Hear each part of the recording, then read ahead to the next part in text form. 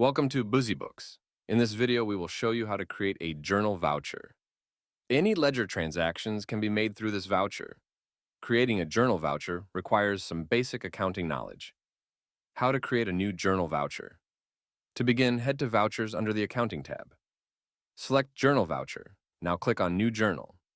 Enter the necessary details, including date, expense or assets, income or liabilities. Enter the required amount.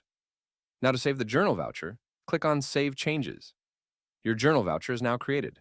How to edit or delete journal voucher. Go to Vouchers, select Journal Voucher, and choose the voucher that you want to edit. Click on the plus button. Now, click on the Edit icon. Edit the required details. Click on Save Changes. And now to delete the voucher, click on the Delete icon.